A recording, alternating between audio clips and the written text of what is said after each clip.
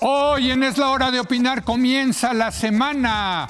Como todos los lunes tendremos nuestra mesa de debate, en esta ocasión con Javier Tello, Luis de la Calle y Carlos Heredia. Primero vamos a discutir sobre el futuro del tratado comercial entre México, Estados Unidos y Canadá, el TEMEC. ¿Está vivo, muerto, enfermo?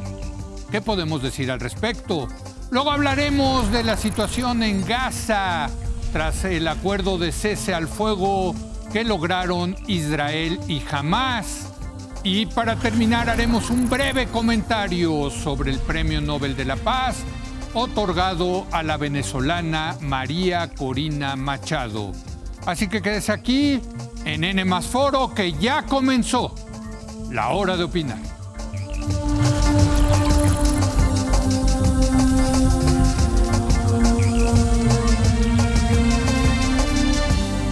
Muy buenas noches. ¿Cuál es el futuro del tratado comercial México, Estados Unidos y Canadá, el llamado TEMEC? ¿Está vivo, está muerto, está enfermo?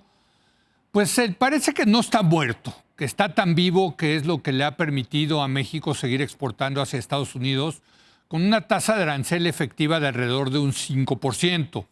Antes de que entrara Trump a la presidencia, esta tasa era casi cero. Ahora sí pagamos más, pero comparativamente con otros países, el nuestro tiene una carga impositiva menor. Y esto es gracias al acuerdo trilateral de libre comercio que sigue vigente. La mayoría de las exportaciones mexicanas están entrando al vecino del norte bajo el paraguas del TEMEC. Y para hablar del futuro de este tratado comercial, saludo a mi compañero Javier Tello. Javier, buenas noches. Buenas noches. Y esta noche nos acompaña Luis de la Calle, él es economista. ¿Cómo estás, Luis? ¿Cómo estás, Leo? Buenas noches, experto en materia comercial, desde luego. Y Carlos Heredia, profesor del CIDE. Carlos, buenas noches. Gracias, Leo. Un gusto compartir aquí la mesa con Javier y con Luis y contigo. Especialista en la relación bilateral México-Estados Unidos, así que tenemos una mesa pues, de expertos en este tema de la relación bilateral. Y déjame comenzar contigo. Es correcto las cifras que acabo de dar, ¿no? O sea, la mayoría de las exportaciones mexicanas, que por cierto están creciendo, están entrando bajo el paraguas del tratado, pagando una tasa más que cuando empezó Trump, pero comparativamente menor a otros países. Cuando empezó el año, mucha gente decía las exportaciones de México en 2025 van a ser negativas. Sí. E incluso el Producto Interno Bruto se pronosticaba negativo por el Fondo Monetario, la OCDE y muchos otros. Sí. Ahora resulta que vamos a crecer, no mucho, cerca de 1%. Sí. Y es gracias a las exportaciones. Y las exportaciones es gracias a que estamos penetrando el mercado de Estados Unidos. Correcto, correcto. Y son dos razones. Una, porque México se ha convertido en el primer socio comercial de Estados Unidos. Sí. Ya lo éramos desde antes. Sí. A partir del mes de agosto, cuando el Departamento de Comercio de Estados Unidos reabra, van a publicar las cifras enero-agosto, y México va a ser por primera vez en la historia el mercado más grande del mundo para Estados Unidos. Sí. O sea, ya vamos a ser más grandes que Canadá, como mercado. Ya éramos como proveedores. Entonces o sea, las importaciones a México también han crecido, es lo que estás diciendo. Sí, las exportaciones de Estados Unidos a México o las importaciones de México provenientes de Estados Unidos han crecido porque producimos conjuntamente. Entonces, si tú produces un refrigerador en México, pues tiene componentes de Estados Unidos. Entonces, si crecen nuestras exportaciones, crecen las de ellos también. Correcto. Entonces, van juntas. Sí. Entonces, eso es lo que explica que México tenga un arancel más bajo. Las facultades de capacidades de negociación del gobierno mexicano son importantes, ir a conversar con el secretario de Comercio y el representante comercial de Estados Unidos, pero es mucho más importante la integración comercial y la red de gente en Estados Unidos que dice, oye, México es un poquito distinto, porque yo dependo de sus insumos y producimos conjuntamente. Entonces, si cierras México, mira, te voy a dar una cifra. México le vende a Estados Unidos el 45% de las autopartes que Estados Unidos compra en el mundo. Entonces, si tú cerraras autopartes, cierras todo el medio oeste de Estados Unidos. Sí. Entonces, ¿qué es lo que sucede? Obviamente, cuando le puso aranceles Trump a las autopartes el 2 de abril, duraron 2 días. Sí. Entonces, efectivamente, México está pagando menos que el resto del mundo, estamos pagando menos que antes, pero antes teníamos una preferencia de 3%. No, sí estamos pagando más que antes. Antes teníamos una preferencia de 3%, Sí. O sea que pagábamos 0, Sí, 0. ahora estamos pagando 5, Sí. cerca de 5, Sí. pero tenemos una preferencia que en promedio vale 5%. Ah, ok, Entonces, ya te entendí. La preferencia para México ha subido de 3 a 5 comparativamente, Con el mundo. y el mundo está pagando más. Ahora, tenemos Claro. una desventaja contra Estados Unidos, Sí. pero Estados Unidos no tiene trabajadores. Pues yo voy a poner una planta y voy a abrir una línea de ensamble para que vengan a ensamblar hornos de microondas. Pues puedes poner la línea, pero la gente no va a ir a ensamblar hornos de microondas. Podría tener mexicanos, pero por su Correcto. postura migratoria. Correcto. Exacto. No, en agricultura el crecimiento ha sido todavía más rápido. Porque en agricultura tuvimos el año pasado el 26% de participación de mercado. Sí. Todos los alimentos que importa Estados Unidos del mundo, 27% vino de México. Sí. ¿Por qué? Pues porque están cerrando granjas en California, porque no tienen gente, y pues acaban viniéndose a México. Ahora, también es cierto, Carlos, que Estados Unidos está violando el tratado al haber incrementado de manera unilateral los aranceles y que México no ha, digamos, reaccionado utilizando los instrumentos que les da el tratado para no hacer enojar a Trump. Sí, ¿No? efectivamente, lo ha violado reiteradamente. Sí, Hay un laudo ahí favorable a México y Canadá, pendiente Sí. de cumplimiento desde hace un buen rato. Pero creo, Leo, respondiendo a tu pregunta, ¿cuál es el futuro? Así empezó Sí, la sí, conversación. ¿Está vivo, está muerto, está enfermo? sí. Es muy difícil hacer profecía aquí. Ajá. Pero lo que sí quiero poner sobre la mesa es que el futuro es incierto. Esa es la palabra. No hay certeza, no hay certidumbre, no se puede prever lo que viene hacia adelante. Procedimentalmente sí, pues bueno, hay una revisión que ya se convirtió en automático, en renegociación, que está pactada y cuyo calendario tenemos ya encima y que, por cierto, se traslapa con el tema de aranceles. Pero incluso antes de empezar esta ronda de conversaciones, llamémosle revisión o renegociación, Estados Unidos ya puso sobre la mesa, a lo mejor Javier o Luis tienen el dato, no sé cuántas páginas de barreras no arancelarias Sí. que le señala a México, que son reglamentos, que son cosas fitosanitarias, que no son aranceles. Bastante larga. No sé si ustedes se acuerdan cuántas son o cuántas páginas son, pero Sí, sí, sí. es muy larga. 54 quejas. Ahí está, fíjate. Bueno, está. y todavía para remachar, digamos, cómo uno puede decir, pues sí, pues va a empezar una negociación, pues te avienta la lámina, te avienta el carro con todo. Pero además, ya habíamos escuchado de varios voceros estadounidenses que pues a lo mejor a Trump se le antoja en algún punto en el camino que el futuro sea 2 tratados duales. Correcto. O sea, Correcto. vámonos Washington y Ottawa por un lado y Washington y México por el Sí. otro lado. Ya, digamos, el cambio que hubo recientemente es que ya lo dijo el propio Trump. Sí. No solo lo han dicho sus colaboradores. Y Trump, pues uno ve su trayectoria, su registro, su forma de manejarse, y él siempre prefiere, a ver, de uno en uno, Claro, ¿no? porque le conviene en la negociación. Así es. Pues sí. Entonces, el futuro, pues diría un amigo uruguayo, yo creo que es letra de algún tango Sí. rioplatense, lo único que está claro es que la situación es oscura. Javier, pues sí parece que envían tanto el representante comercial de la Casa Blanca, el señor Greer, como el propio Donald Trump, señales pues, de que ellos lo que quieren es una renegociación ya inminente y 2, de que preferirían un acuerdo bilateral, lo cual mataría al TEMEC, ¿no? Vamos a suponer. Sí, yo coincido con que la palabra correcta para describir la situación es incertidumbre, y yo creo que el debate es que ante esa incertidumbre hay posturas más optimistas y posturas más pesimistas sobre lo que pudiera pasar.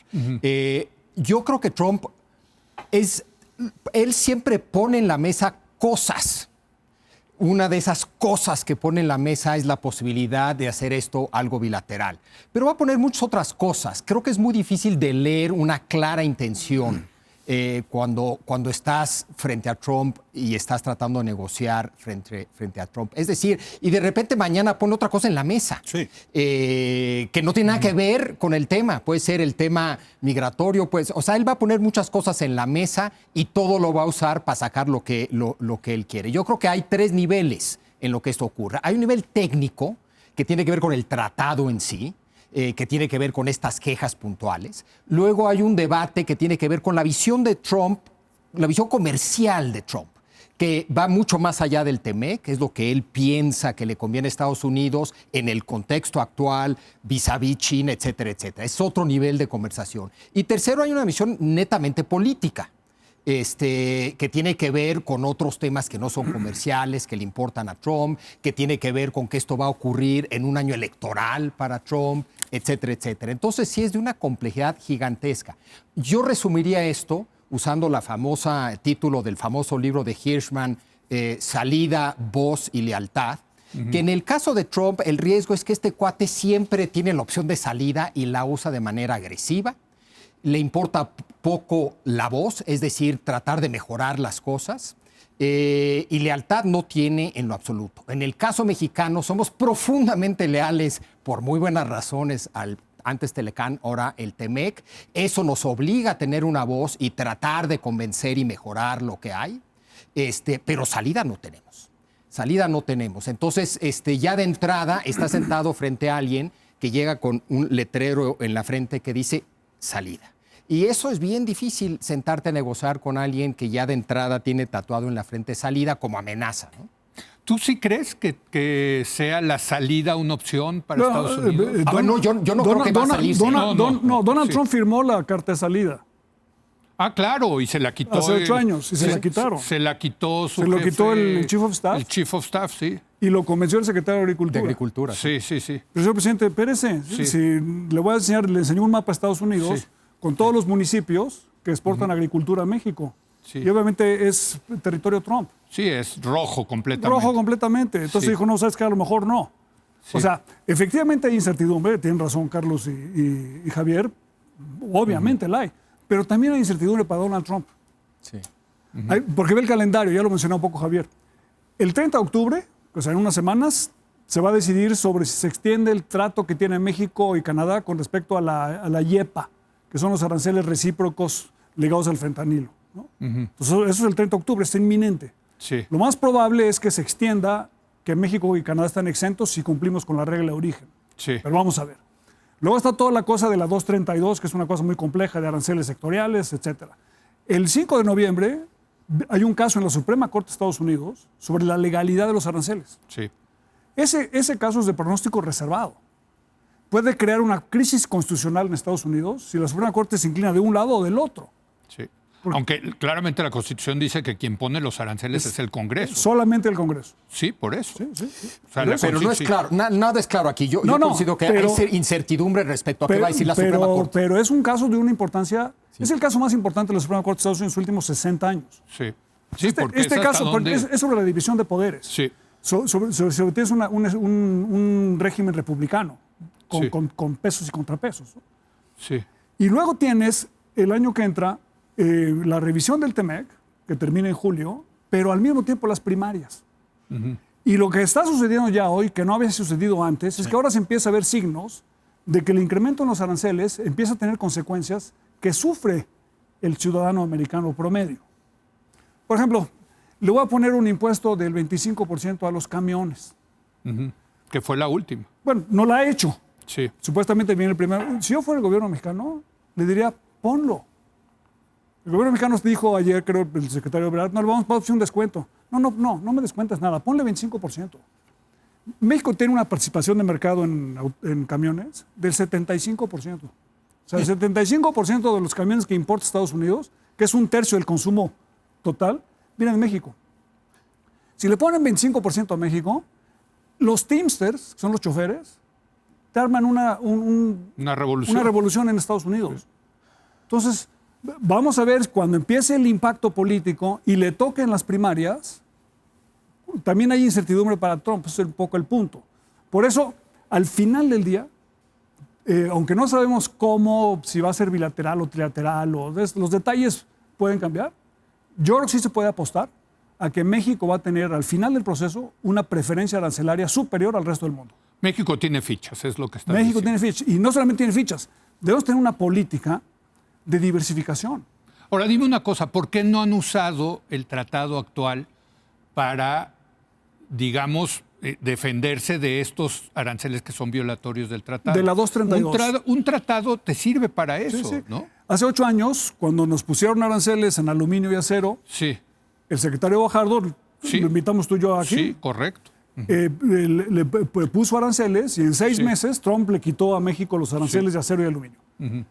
Porque tomamos represalias bajo el capítulo 8 del tratado, ahora es el capítulo 10. Sí, Podríamos haber hecho lo mismo. Canadá lo hizo al principio y cayó el primer ministro. México decidió no hacerlo. Ahora, vamos a llegar al mes de enero. Si para el mes de enero México no ha podido resolver la situación de la sección 232 sobre automóviles, acero, aluminio y productos de madera, que son los que tienen ahora, sí. El gobierno va a tener que tomar una decisión. Por cierto, ahí la tasa de arancel efectiva que yo he visto en el sector automotriz anda por el 8% y creo que en aluminio, acero, como el 16-17%. Y cobre también. No, es que el cobre también. Cobre. Ciertos tipos de cobre. Nos cobran los productos de acero. Por ejemplo, tú mandas una lavadora. Sí, La lavadora tiene mucho acero, ¿no? sí. Pero el acero a lo mejor representa el 20% del costo. La lavadora entra con 0 arancel, pero el acero que trae la lavadora entra con 50. Por eso. Y Entonces México está pagando, si fuera 20% del contenido de la lavadora del acero, estaría pagando un arancel de 10. sí. Pero eso es menos de lo que paga el resto del mundo, porque el resto del mundo paga los dos. No, yo sé. Paga yo sé. el 10% sobre la lavadora y el 50% sobre el acero. Sí. Entonces, en fin, ese es un poco el punto. Hay cierta incertidumbre también para el presidente Trump y el gobierno mexicano va a tener que pensar, si llegamos al proceso de revisión en enero y todavía están los aranceles de la 232, si amenazamos con compensarnos para que la negociación sea más equilibrada o no. Ok, o sea, está como amenaza ahorita. No, ahorita no se ha usado. No se ha usado. Pero podríamos usarlo. A ver, Carlos, adelante. Bueno, creo que Javier ha estructurado la discusión muy acertadamente en la parte técnica, la parte política, en fin. Y yo me quiero centrar en la parte política. A ver, Trump ha desarrollado algo que no tenía en su primer periodo presidencial, que es un olfato político bastante más agudo. Sí, estoy de acuerdo. Y por lo tanto, el principal factor al final del día va a ser qué dice el electorado trumpista. Si dice, como advierte Luis de la Calle, oye, me está afectando lo de los aranceles o me han dejado de comprar granos, los de Iowa, los de Nebraska, de Illinois. Los Teamsters. Exacto. Pues le va a tener que bajar. Pero eso me lleva al segundo punto que quiero plantear. O sea, el primer punto es, esta es una negociación política. Es económica, es arancelaria y todo, pero al final de cuentas, creo que el factor que más pesa es cómo me va a ir en las elecciones intermedias y las consecuencias tempranas de los aranceles que ya están en vigor, ¿no? Ok. Entonces, el segundo punto que quiero plantear es que las muy tempranas encuestas que uno puede descartar porque dice, oye, faltan 13 meses para las elecciones intermedias. Pero las encuestas muy tempranas ya se están inclinando del lado de los demócratas, que no tienen grandes liderazgos, ¿eh? Es simplemente pero es una elección que no necesitas liderazgos porque es una elección Sí. muy local, porque son Es muy distritos de la Cámara Sí. de Representantes y estados del Senado. Pero la gente dice, no me está gustando lo que está haciendo Trump, voto por el del otro lado del pasillo. Entonces, ese para mí, o sea, la negociación es profundamente política.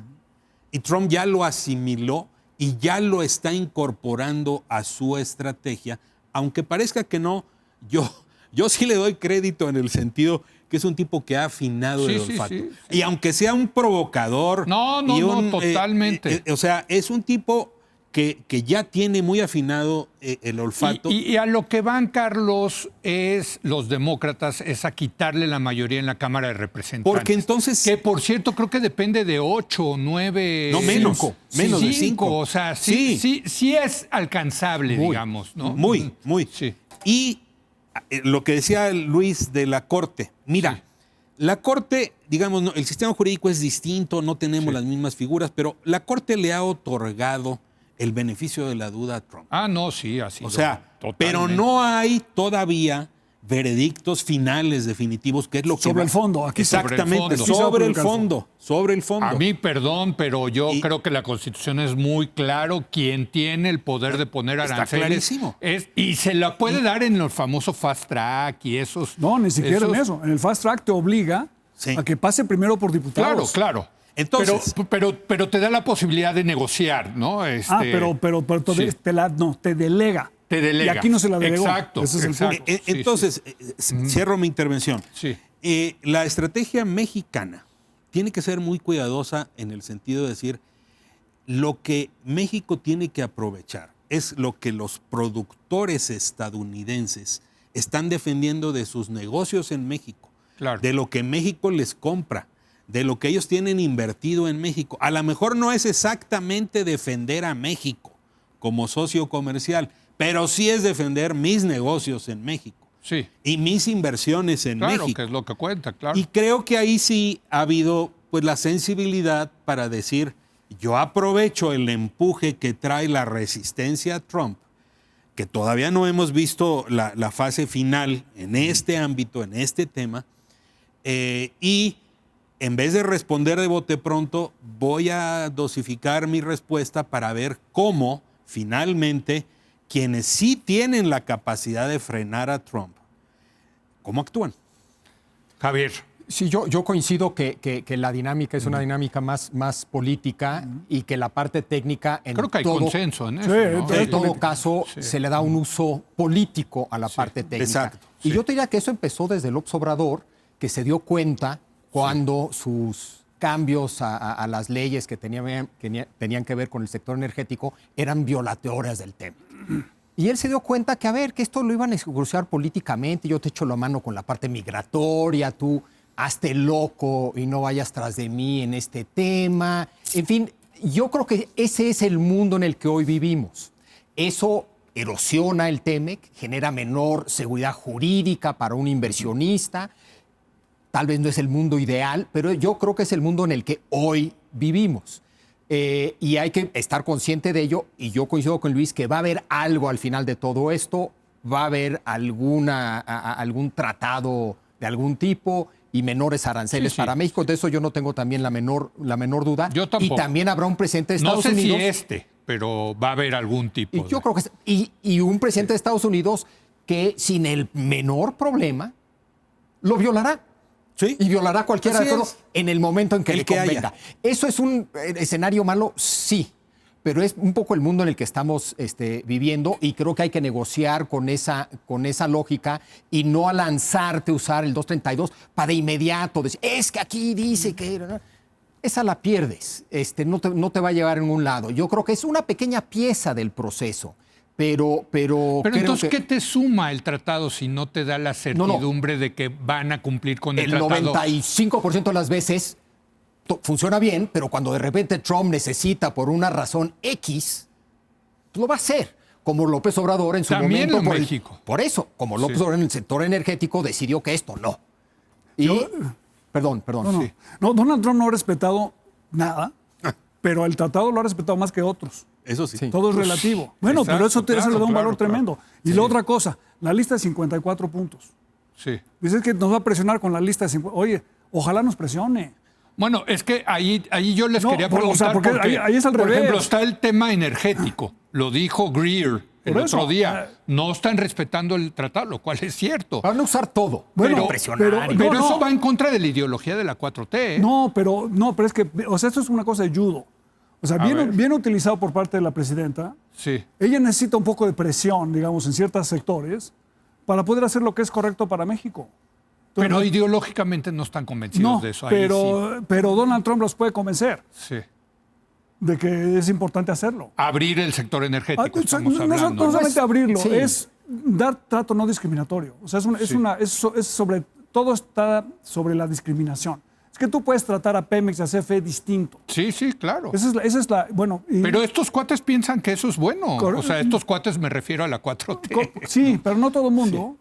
No todo el mundo. Y la fuerza y el estilo de Donald Trump son suficientemente importantes para que te ayude a equilibrar esa discusión dentro de México. Entonces, si tú sabes utilizar la presión de los 54, de la lista de 54, puedes modernizar un poco la situación para hacerte más atractivo en el momento que más lo requieres.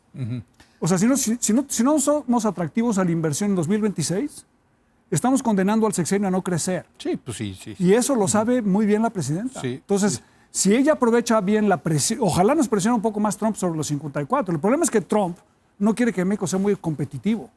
Entonces, a lo mejor nada más te pone la presión sobre los aranceles, pero no te presiona sobre lo otro, para que te comportes bien, digamos, te comportes de una manera competitiva. Entonces, tiene ese valor. O sea, cuando la gente dice es que nos va a presionar, ojalá nos presionara. ¿Estás de acuerdo? Mira, sí en el sentido de que esa presión, como en otros ámbitos, puede introducir cambios, puede introducir ahí algunas reformas. Pero también coincido contigo en el sentido de que hay mucha resistencia a dejar de favorecer a Pemex y CFE. Sí, no. O sea, Estos cuates lo traen en el ADN. Eso es muy... Pero por eso profundo. necesitas la presión. Por eso, O sea, por ese eso. punto. Ahora, quiero añadir un pie de página.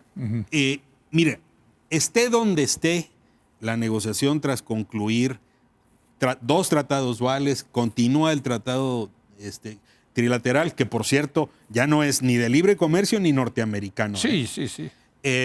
Algo va a haber sobre China.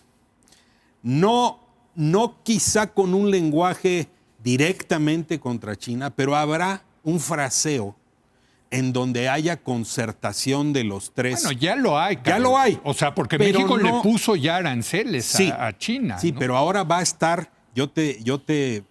bueno, no sé si es un vaticinio o, Sí. o No, más yo bien creo que tienes razón, un va a ser. presentimiento en el sentido de que en el lenguaje va a haber algo contra China, algo Sí. trinacional asumido. Estuvo hace 2 semanas Robert Lighthizer, Sí. ¿no? Que ya no es funcionario en la segunda administración de Trump, pero Es asesor, ¿no? Es asesor, pero no es, digamos, no es funcionario ratificado por el Senado. Sí. Sí. O sea, no es parte del gabinete ampliado. Sí. Y él, su libro, se llama Ningún comercio es libre. Y dice cómo hacerle frente a China y beneficiar a los trabajadores estadounidenses. Ese es el subtítulo del libro. Es una obsesión eso. Nos dice Luis que ya se echaron para atrás otra vez hoy en la mañana temprano. Con lo de China. Contra China. Pero es tan obsesión que va a regresar.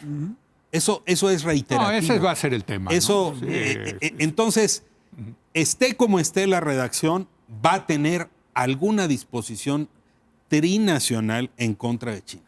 Pero eso nos ayuda también. Totalmente. Es una ficha de negociación. O sea, Sí. oye, porque Estados Unidos necesita a México para competir con China. Entonces, bien manejado, te asegura que tengas un tratado. Sí, pero ahí el que sale afectado es el consumidor mexicano. Porque ya, por ejemplo, a ver, rápidamente los coches chinos, 20% del mercado, ¿eh? Sí. Con buena oferta, con buenos precios, buenas calidades, ¿no? Y ya le pusimos un 50% de arancel. Eso le afecta. A ver, porque si vamos a estar de acuerdo con el libre comercio, estemos No, de no, acuerdo no, con el sí, libre Pero China no es comercio. libre comercio, perdón. China, si algo no es China, es libre comercio. O sea, están haciendo dumping con esos coches. ¿O no? ¿No lo están haciendo? Bueno, pues no sé, pero el Bueno, beneficiario sí. es el consumidor No, mexicano. no, ¿eh? pero hay que pensar en ¿O el no? consumidor mexicano hoy, mañana, pasado mañana y dentro de 30 años. Es decir, bien pensado, con una buena estrategia. Yo sí creo que hay que jugar la carta china. No sé qué exactamente implica en términos técnicos de aranceles a China, etcétera, etcétera. Pues eso es lo que quieren, Con aranceles. mucho cuidado, con mucha inteligencia, todo eso. Pero yo creo que es la estrategia correcta, sin lugar a duda. Acabo de leer hace unos meses en una editorial en el New York Times que decía: los Estados Unidos nos estamos perdiendo los mejores coches eléctricos, que son los que están produciendo en China, por haberles puesto un arancel. Bueno, y también hay otro dato. Si tú tomas 2020 y comparas con 2025, ¿de cuántos países tenían como principal socio comercial Estados Unidos y cuántos a China? Ah, no, bueno. Ha habido una reversión enorme en el sentido de que Eurasia, bueno, no, más bien Asia, África, Sudamérica está teñido de rojo. De rojo, así es. De rojo de los chinos. De rojo de los chinos. Sí. Y Estados Unidos queda como principal socio pues con algunos de Europa Occidental, ya de Europa del Este Y creo con que México. ya, ¿no? Con México, Y Colombia, Canadá. un par de Centroamérica y se acabó. Entonces, no, yo digo, de nuevo, se me hace difícil hacer pronósticos, pero digamos, el lugar que ocupa China hoy en el comercio internacional está, digamos, puede estar en riesgo por los aranceles, no sé cuánto dure, etcétera, pero también lo que dice Luis, los propios manufactureros estadounidenses le van a decir, oye, yo necesito. Claro, mano de obra. Componentes, insumos, Sí, claro, claro. No, bueno, de las manufacturas estadounidenses. Sí, así es. Bueno, rápido, en un minuto, ¿cómo queda el Temec entonces? Yo soy ¿Vivo, muerto, en peligro? ¿Qué dirías? Yo soy de los optimistas, dentro de esa incertidumbre yo soy de los optimistas. Yo creo que es un tema que tenemos muchas razones para pensar que no nos va a ir tan mal como nos va a ir en otros temas como el migratorio, porque tenemos apoyo allá, por la naturaleza del comercio que tenemos con Estados Unidos, por el contexto de la rivalidad con China. O sea, sobrevive. Yo creo que ¿Sobrevive este Temec? Yo creo que sí sobrevive este Temec con ajustes. Hay que tener, no sé qué puntualmente van a creer los Estados Unidos y si es algo que debemos ceder, pero vamos a suponer que será algo no menor, vamos a suponer que sí cedemos, entonces quedará, yo creo que este Temec con ajustes no menores, pero quedará. Yo creo que vamos hacia un bilateral. Yo creo que este Temec yo creo que por ahí va la tirada de Trump, que es muy vivo, sabe que ahí puede conseguir más. Pero pues lo pongo sobre la mesa. ¿Tú qué dices? ¿Sobrevive el Temec? No, yo creo que sobrevive. ¿Tú sí crees? Sí, porque tiene un costo alto para Donald Trump también. Ok, y es el costo político. Y tiene un costo político, y son elecciones. Sí. Y las elecciones, muchas se deciden en las primarias. Sí. Entonces, los primeros 6 meses son muy importantes, ¿no? Sí. Y va a tener un problema jurídico en Estados Unidos. O sea, para renegociar el tratado, necesita pasar por el Congreso. Le necesitan dar fast track, ¿no? Bueno, lo puedes ¿no? utilizar sin esa autorización, pero necesitas un voto en el Congreso. Claro, y ese voto no lo gana Donald Trump. O sea, México y Canadá son suficientemente grandes. El Senado de Estados Unidos ya votó 2 veces, este año, en contra de los aranceles de Canadá. Sí. México no. De México no. México no promovió ese voto, pero los canadienses lo promovieron. Sí. Pero con México sucedería lo mismo. O sea, hay ciertas regiones de Estados Unidos que dicen no. Que no hay ciertas es que México no, incluida Texas. Entonces, al final del día, yo creo que tiene un costo para Estados Unidos. Ahora, si cruzamos una línea roja, nosotros o ellos, entonces sí podemos tener un problema de que se colapse la relación comercial. Pero si los gobiernos son sensatos y no cruzan líneas rojas y entienden que es una negociación política, además de técnica. Bueno, ya me están convenciendo. A ver, tú también, Carlos, entonces ya no. A ver, yo introduzco un matiz. Sí. Yo estuve viviendo en Washington hace 30 años con el Telecan 1.0. Sí. Y me quedó claro que el desenlace se iba a decidir en Estados Unidos. No se iba a decidir en México y tampoco se iba a decidir en Ottawa.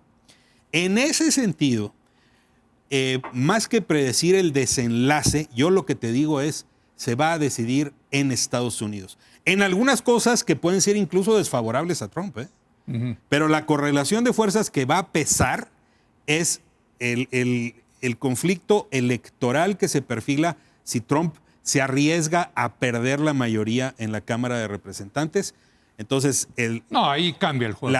La decisión que pesa, la asimetría sigue siendo muy grande, por muy importantes que seamos Canadá y México. La decisión está en la cancha de Estados Unidos.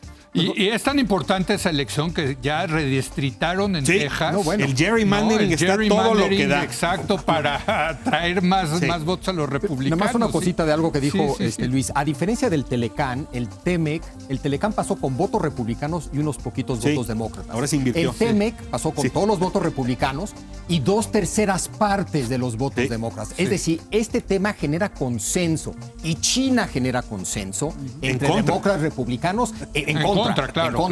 en un contexto de elecciones intermedias fundamentales para ambos partidos. Yo creo que este es un tema muy delicado para Sí. ellos políticamente. Bueno, pues ahí está, muy interesante. Si les parece, vamos a hacer una pausa. Y pues lo que sí podemos decir ahorita es que ahorita está fortalecido Donald Trump. Después de lo que pasó en Gaza, vamos a analizar esa situación en un momento más.